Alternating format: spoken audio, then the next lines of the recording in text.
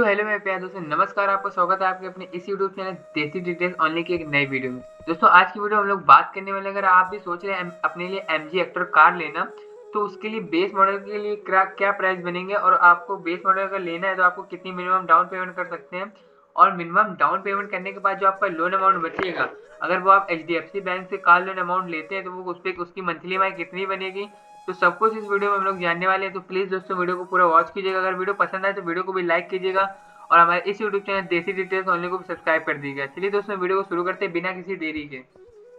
तो चलिए आप देख सकते हो जो एमजी हेक्टर कार है उसके अगर प्राइस की बात करूँ तो आप देख सकते हो उसकी प्राइस है 15 लाख से 22.12 12 लाख तक के इसके कार प्राइस है, जो कि ऑन रोड प्राइस है।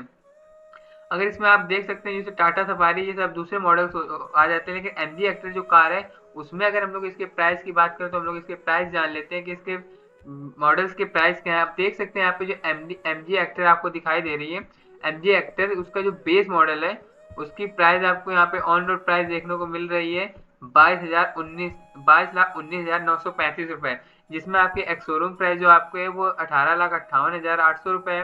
और आरटीओ चार्ज की बात करें दोस्तों वो 2,41,644 रुपए, और इंश्योरेंस प्राइस है 1,09,03 रुपए, और अदर्स में जो इसका प्राइस आपको देखने को मिल रहा है वो 18,888 रुपए है। तब जाके जो इसकी ऑन रोड प्राइस बनती है दोस्तों वो बनती है 22,19,935 रुपए दोस्तों। अब दोस्तों हम लोग जान लेते हैं कि अगर आपको ये कार लेनी है तो आपको इसमें कितनी मंथली ईएमआई पे करनी होगी और आपको इसमें कितनी मिनिमम डाउन पेमेंट करके आप ये कार ले सकते हैं। तो आप देख सकते हैं अगर इसमें कार की बात करूँ तो आपको मिनिमम जो डाउन पेमेंट करनी पड़ेगी वो 1,73,000 रुपये की मिनिमम डाउन पेमेंट करनी पड़ेगी, और जो आपका लोन अमाउंट बनेगा वो आपका बनेगा 15,52,662 दोस्तों। चलिए दोस्तों हम इस लोन को यहाँ पे कॉपी कर लेते हैं। जो 15,52,662 है हमारा, उसको हम लोग यहाँ पे कॉपी कर लेते हैं, जो कि आगे हम लोग ईएमआई कैलकुलेट करेंगे तो हमारे यूज में आएगी। अब दोस्तों हम लोग जान लेते हैं अगर एचडीएफसी बैंक से आप यहाँ से कार लोन लेने वाले हैं इस कार के लिए तो उसकी डिटेल्स थोड़ी बहुत जान लेते हैं। चलिए दोस्तों हम लोग सबसे पहले अगर बात करेंगे फीचर्स के बारे में तो यहाँ पे ओवरव्यू फीचर्स की बात यहाँ पे आप 100% यहाँ से कार फाइनेंस करा सकते हैं। कोई भी कार हो आप 100% फाइनेंस करा सकते हैं, और यहाँ पे न्यू कार लोन ले सकते हैं आपको, जो कि 27 दिन आपको हफ्ते पूरा मतलब हमेशा आपको वो प्रोवाइड किया जाएगा। और लोन अमाउंट की बात करें तो यहाँ पे आप 100% अगर जो आपकी ऑन रोड अमाउंट होगा उस पर आप 100% कार लोन अमाउंट पे फाइनेंस करा सकते हैं।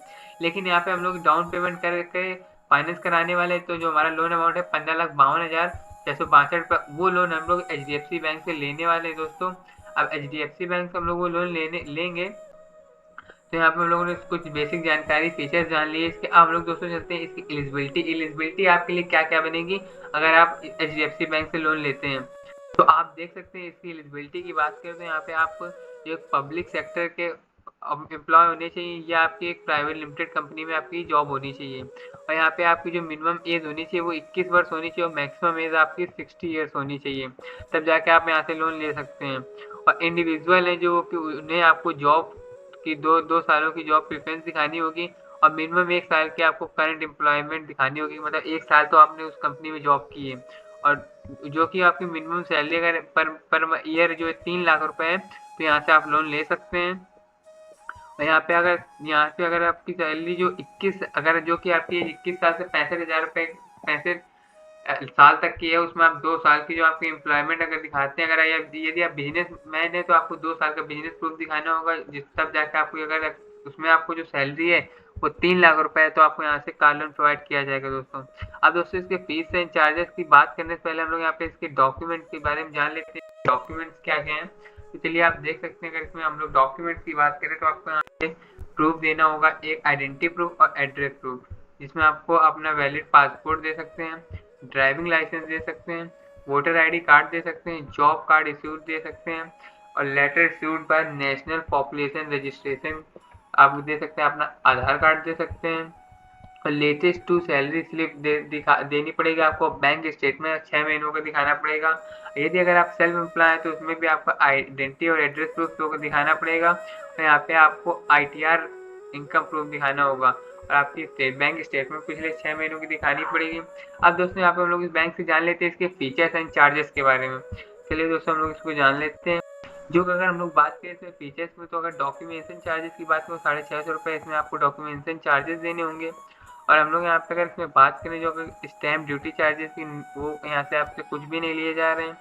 अब दोस्तों यहाँ पे सबसे मेन चीज़ हम लोग जान लेते हैं हमारा बैंक अकाउंट। इस बैंक से लोन लेते हैं तो हमारे लिए लोन इंटरेस्ट क्या लगेगा। तो आप देख सकते हैं जो मिनिमम IRR है उसमें आपको 7.99% और मैक्सिमम 11.99%।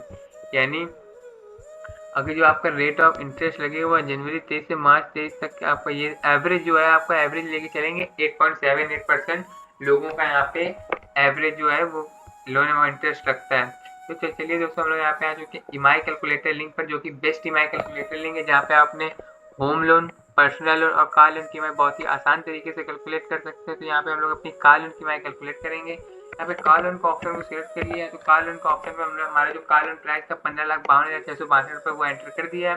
और हमारा जो इंटरेस्ट रेट है वो 8.78%, वो भी हम लोग यहाँ पे उसी के साथ आगे बढ़ेंगे 8.78%। तो यहाँ पे लोन अमाउंट लेने वाले पूरे 6-7 सालों के लिए लेने वाले हैं, यानी 15,52,662 रुपए का लोन 8.878% ब्याज की दर पर अगले 7 सालों के लिए HDFC बैंक से लेते हैं। तो उसकी मंथली ईएमआई आप देख सकते हैं 24,000 रुपये बनती है। 24,808 रुपये उसकी मंथली ईएमआई बनती है। और टोटल इंटरेस्ट बनेगा 5,31,201 रुपये। और टोटल पेमेंट बनेगी आपकी 20 लाख रुपये, 21 लाख रुपए के दोस्तों आसपास आपकी टोटल पेमेंट बनेगी।